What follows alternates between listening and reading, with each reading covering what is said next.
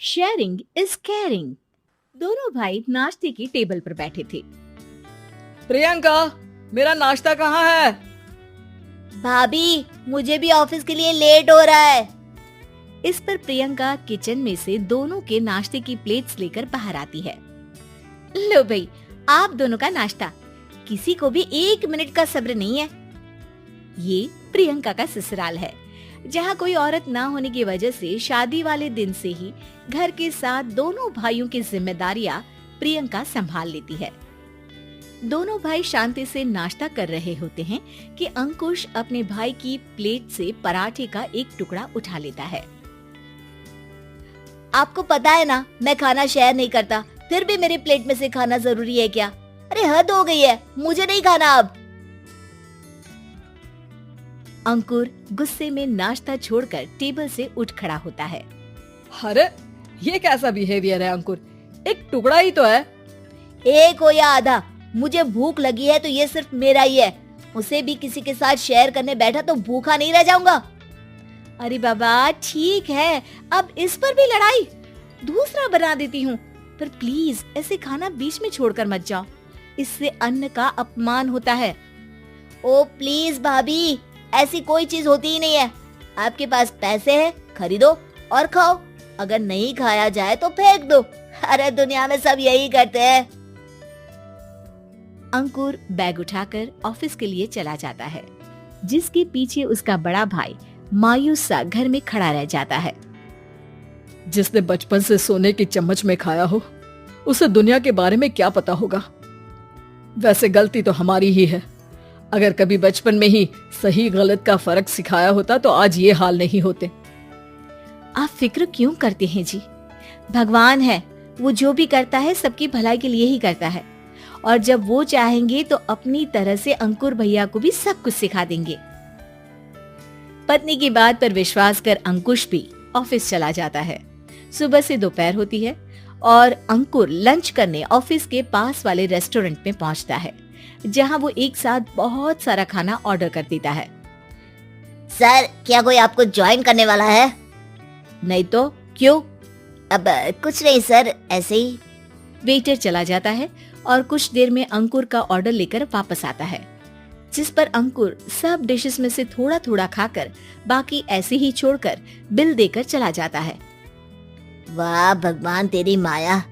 कहीं कोई एक एक टुकड़े के लिए तरसता रहता है और ये 5 लोगों का खाना ऑर्डर करके एक का भी पूरा नहीं खाते। पैसे वालों की माया।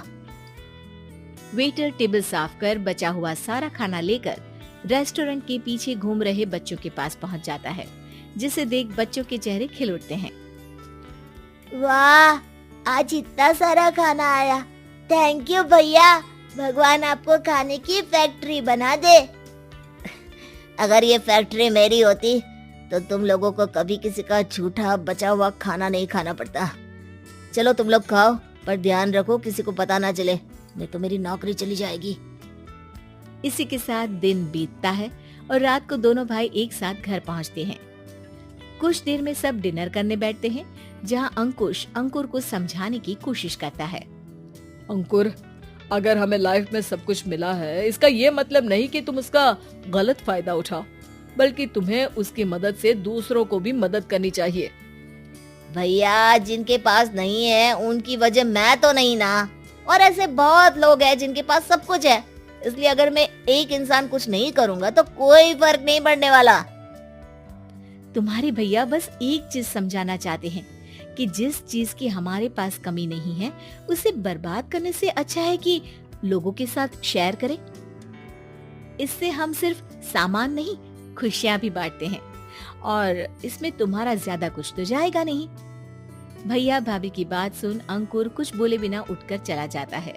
इसी तरह दिन बीतते रहते हैं, जिसमें अंकुश और प्रियंका कोशिश तो बहुत करते हैं, पर अंकुर पर किसी भी चीज का कोई असर नहीं पड़ता। एक दोपहर अंकुर सैंडविच खाते हुए सड़क के किनारे चल रहा होता है। तभी उसकी नजर आइसक्रीम वाले पर पड़ती है और वो सैंडविच सड़क किनारे फेंक आइसक्रीम खरीदने पहुंच जाता है। अब इसे कहते हैं जिंदगी का सुख। जैसे ही अंकुर आइसक्रीम लेकर पीछे मुड़ता है तो एक आदमी को सड़क से वही सैंडविच उठाते हुए देखता है। वो आदमी बहुत कमजोर, गरीब, जैसे बहुत दिनों से खाना ना खाया हो वैसा लग रहा था। अंकुर उसके पास जाकर खड़ा हो जाता है। उसे देखकर आदमी सैंडविच अंकुर की तरफ कर देता है।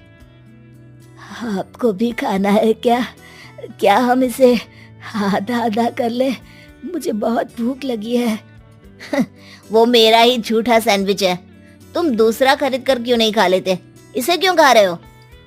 अरे भैया, अगर खरीदने के पैसे होते तो 4 दिन से भूखा नहीं घूम रहा होता। हैं? क्या तुमने 4 दिन से कुछ नहीं खाया, फिर भी इस आधे सैंडविच को मेरे साथ बांटने के लिए तैयार हो गए? क्यों?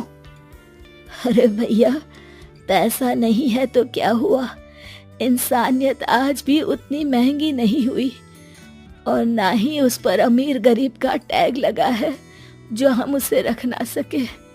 पर अफसोस, आजकल लोगों के अंदर पोषण, खून या विटामिन से ज्यादा इंसानियत की कमी होने लगी है। आदमी की बातों से अंकुर को समझ में आ जाता है कि वो आज तक कितना गलत काम करता आ रहा था। इसके बाद से वो अपनी किसी के साथ शेयर नहीं करने और खाने को बर्बाद करने वाली आदत को छोड़ देता है। यहाँ का रस यही है मेरा स्वाद, हर कदम पे बढ़ूं ना हूँ इसमें रुका, दिल में है जुनून, बोलो यारों सारे, हिप हॉप की धुन में है जीने का इजहार।